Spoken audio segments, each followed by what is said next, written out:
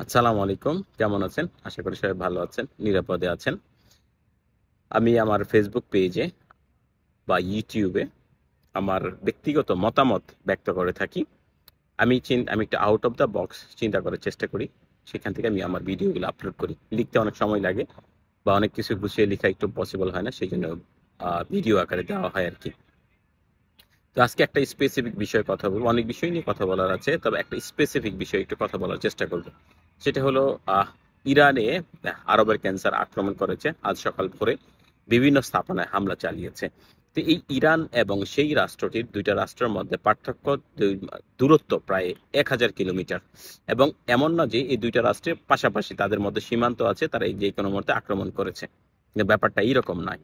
ইরানের চারপাশ মুসলিম রাষ্ট্র দ্বারা বেষ্টিত, সুতরাং এইখানে মুসলিম রাষ্ট্রের সাহায্য ছাড়া সেখানে আক্রমণ পসিবল না, এবং সেটাই হয়েছে।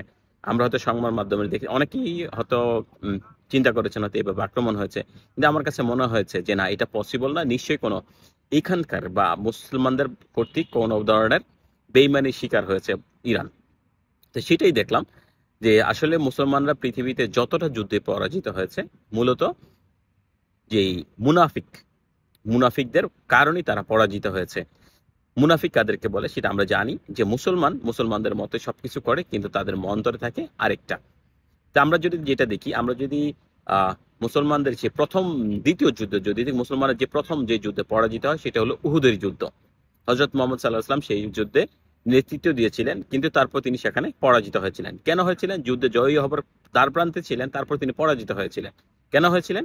কারণ সেখানে মুনাফিকরা ছিল, যারা বাহ্যিকভাবে মুসলিম ছিল, কিন্তু অন্তরে তারা অন্য ইচ্ছায় বা অন্য ধর্মার বা অন্যভাবে তারা মানে তারা মুসলমানদের বেশভূষা ছিল, কিন্তু তাদের অন্তরে ছিল আরেকটা, যেটা আমরা মুনাফিক বলি। কিন্তু সেখানে মুসলমানরা পরাজিত হয়েছিল। এরপরে যদি দেখি আমরা, যে সেখান থেকে শুরু করে আমরা যদি পলাশির যুদ্ধ দেখি, পলাশির যুদ্ধে কিন্তু মুসলমানরা পরাজিত হয়েছিল। সেই মুনাফিক মীর জাফর নামক এখানকার যে মুনাফিক ছিল, তাদের মাধ্যমে মুসলমানরা পরাজিত হয়েছে। সুতরাং এইখানে যেই ইরানে যে হামলা হয়েছে, সেই হামলার এখানে একটা মুনাফিক আছে, এখানে একটা মুনাফিক আছে। সেই মুনাফিকের প্রত্যক্ষ সহযোগিতায় এখানে হামলা হয়েছিল, এবং সেই মুনাফিকটা হচ্ছে জর্ডানের বাদশাহ মিস্টার আবদুল্লাহ। নামটা বলেই দিলাম, জর্ডানের বাদশাহ আবদুল্লাহ। এবং জর্ডানকে আমি কখনোই সমর্থন করি না। জর্ডানকে আমি কখনোই, তারা সবসময় একটা মুনাফিক রাষ্ট্র, তারা একটা মুনাফিক, তারা হচ্ছে এক ধরনের মুনাফিক। তারা বাহ্যিক বেশভূষা সবকিছু আছে মুসলমানদের মতো, কিন্তু তারা অন্তরে তারা অন্য একটি রাষ্ট্রের দাসত্ব করে থাকে। সুতরাং এই দাসত্বের কারণেই তারা মূলত এই ইরানে হামলা চালাতে সহযোগিতা করেছে। এবং ইরান যখন পাল্টা হামলা চালিয়েছে, তখন এই মুনাফিক যে রাষ্ট্রের যে প্রধান আছেন, তিনি সেখানে ইরানের অনেক আক্রমণ প্রতিহত করে দিয়েছেন। কারণ তিনি কখনোই মুসলমানদের এজেন্ডা বাস্তবায়ন করেন না। তিনি মূলত অন্য একটি রাষ্ট্র, তিনি মনে যেই ধারণ করেন, মুনাফিকি করেন, তিনি সেটাই বাস্তবায়ন করেছেন। সুতরাং এই ইরানের পরাজয়ের অন্যতম দায়ী হচ্ছে জর্ডান নামক মুসলিম রাষ্ট্রটি, এবং সেখানকার যে বাদশাহ আছেন আবদুল্লাহ, তিনি।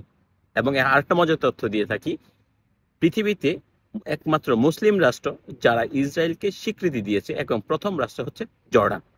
এবং এই জর্ডানই হচ্ছে ১ নাম্বার মুনাফিক রাষ্ট্র, এবং ইরানের আজকের পরিস্থিতির জন্য এই জর্ডান দায়ী। ধন্যবাদ সবাইকে। আপনারা আপনার মতামত জানাতে পারেন, আপনারা আমাদের সাথে মিলিয়ে দেখতে পারেন। হয়তো আপনাদের মাধ্যমে আমি অনেক কিছু জানতে পারবো, অথবা আমার কাছ থেকে আপনারা অনেক কিছু জানতে পারেন। তো সাথে থাকবেন। ধন্যবাদ সবাইকে।